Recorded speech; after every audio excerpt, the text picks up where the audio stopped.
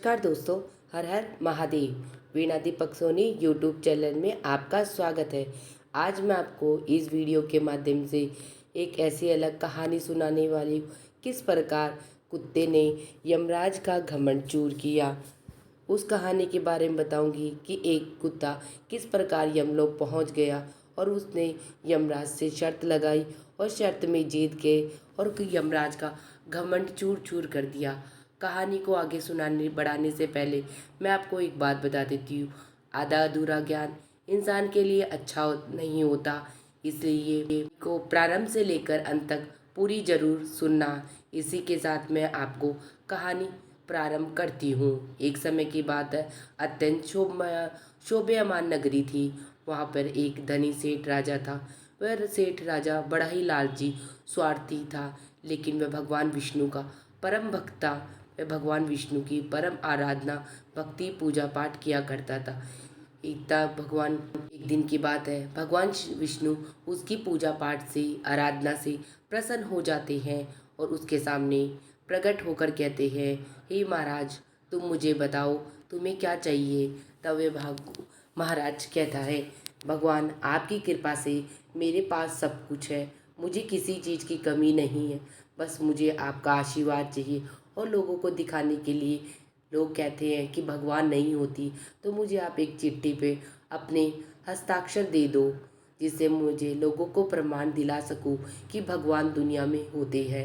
तब भगवान कहते हैं, ठीक है, मैं आपको एक पत्र में मेरे हस्ताक्षर करके देता हूँ। तो भगवान अपने हस्ताक्षर करके उस राजा को दे देते हैं और भगवान वहाँ से अंतर्ध्यान हो जाते हैं। वह राजा बड़ा ही पराक्रमी और स्वार्थी लालची राजा था, लेकिन वह उसके पास एक काला कुत्ता था। वह अपने कुत्ते से बड़े ही प्यार करता था और उसकी पूज बहुत सेवा भी करता था। कुत्ता भी बहुत अच्छा था, वह भी अपने राजा की खूब सेवा पूजा करता था। लेकिन एक समय वो बीमार होकर मर जाता है। मरने के बाद में वह कुत्ता यमलोक यमराज के पास पहुंच जाता है। तो यमराज के पास पहुंचने के बाद वह यमराज को प्रणाम करता है। तो यमराज चित्रगुप्त से कहते हैं कि इस कुत्ते का लेखा जोखा मुझे देख के बताओ, इसे नरक लोक में भेजना है या स्वर्ग लोक में भेजना है। तब चित्रगुप्त भगवान यमराज को उसका लेखा जोखा देखकर बताते कि भगवान, इसने कुत्ते जानवर योनि में जन्म लेके भी इसने कोई पाप नहीं किया है।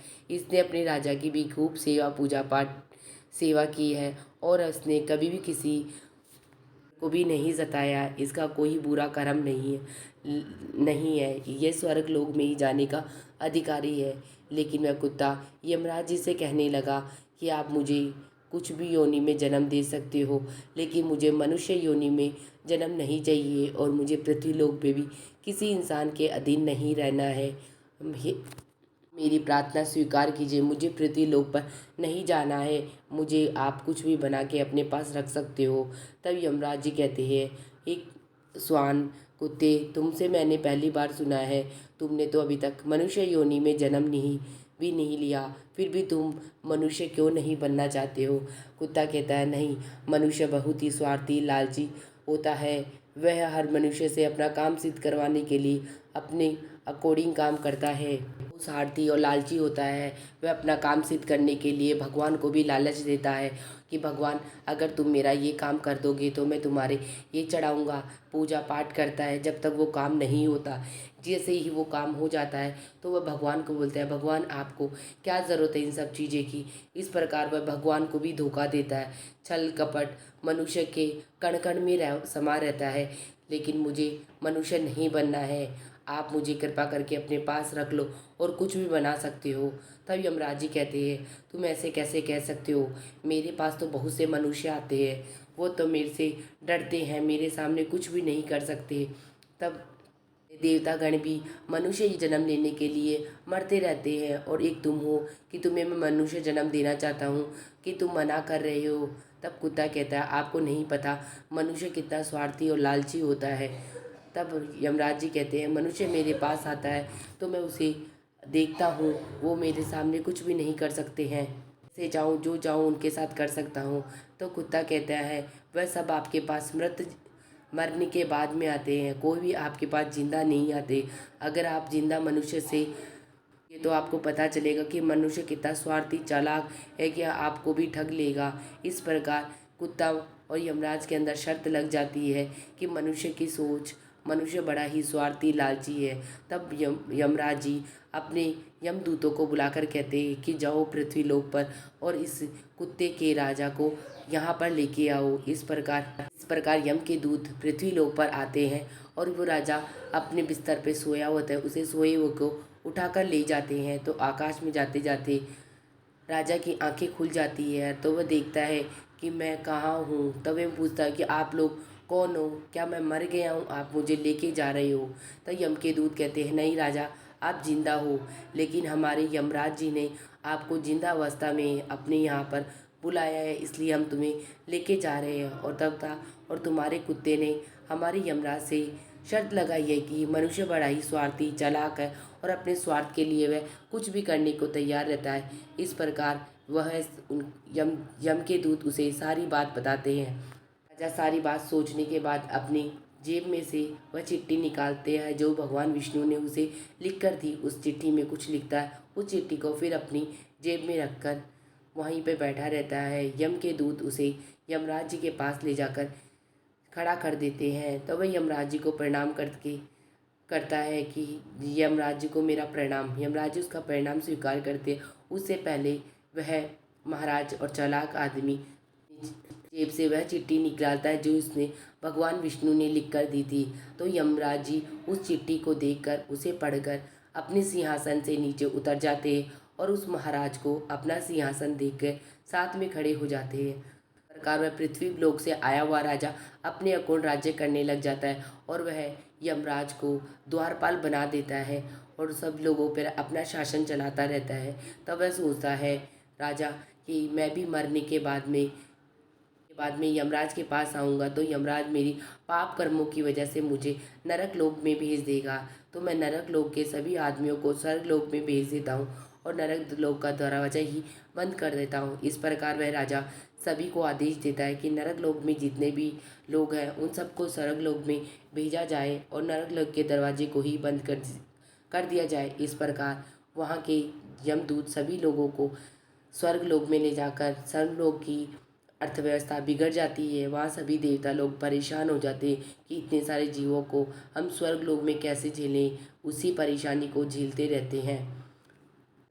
वह कुत्ता वहाँ की सारी अर्थव्यवस्था देखता है कि कैसे यमराज ने मेरे राजा को स्वामी को अपनी राजगद्दी दी थी। तो वह कुत्ता इधर उधर से देखते देखते धीरे धीरे अपने महाराज के पास जाता है और महाराज को कहता है महाराज आप मेरा प्रणाम स्वीकार कीजिए। मैं आपसे एक बात पूछना चाहती हूँ, आपने यमराज को ऐसा क्या कहा कि यमराज अपनी गद्दी से उठकर आपको इस गद्दी पे बैठा दिया और खुद द्वारपाल बन गया। तब राजा उस कुत्ते के कान में कहते हैं कि मैंने भगवान विष्णु की आराधना पूजा की थी, तो भगवान विष्णु ने मुझे एक चिट्ठी पे अपने साइन लिख के संग्रह करके दिए थे। तो मैंने क्या किया, उसमें ऐसे लिख दिया पास जो यह राजा आया है जीवित अवस्था में, आप उसे यम के देवता राजा बना दो और खुद द्वारपाल बन जाओ। तो ये मेरी चालाकी में फंस गया और उसने मुझे यमराज अपने सिंहासन पे मुझे बिठा दिया और खुद द्वारपाल बन गया। इस प्रकार कुत्ता राजा की चालाकी देखकर बहुत हंसने लग गया कि राजा ने कितनी चालाकी से यमराज को द्वारपाल बना दिया। उसी के साथ वहाँ सभी यमदूत परेशान होने लगे, देवतागण सभी लोग राजा की इस हरकत से परेशान होने लगे। वे परेशान होकर भगवान विष्णु के पास भाग गए। भगवान विष्णु हमारी मदद कीजिए।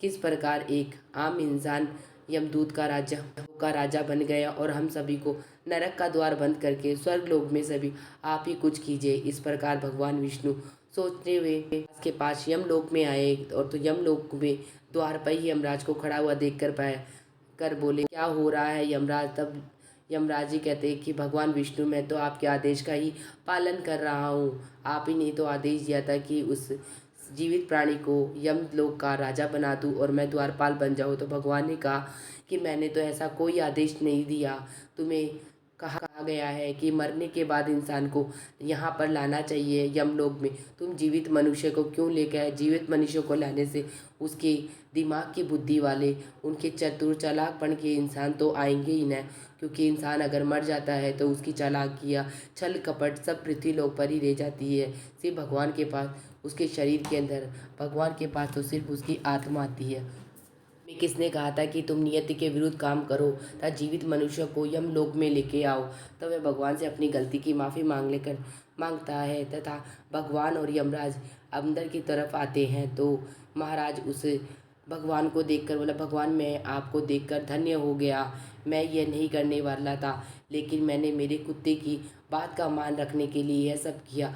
तो भगवान मुझे आप माफ़ कर दीजिए और मेरी गलती के लिए मुझे क्षमा कीजिए। तो भगवान विष्णु से उसकी गलती के लिए क्षमा करते हैं और उसे पृथ्वी लोक पर वापस भेज देते हैं और वह राजा अपने राज्य करने लगता है। इसी के साथ यमराज जी से कहता है कि इंसान कितना स्वार्थी चालाक होता है। उसने अपने चालाकपन से, स्वार्थीपन से आपको भी छल लिया और आप भी हार गए ना इंसान के सामने। तब यमराज जी कहते हैं, हाँ मनुष्य बहुत अधिक चालाक और चतुर होता है, तो उसने अपने चालाकपन से मुझे भी हरा दिया। इस प्रकार यमराज जी का घमंड कुत्ते ने चूर चूर कर दिया।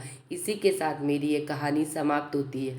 आप सबको मेरी यमराज और कुत्ते की कहानी कैसी लगी मुझे कमेंट बॉक्स में जय श्री कृष्णा लिखकर ज़रूर बताना। वीडियो पसंद आई तो चैनल को like and subscribe and share ज़रूर करना। हर हर महादेव।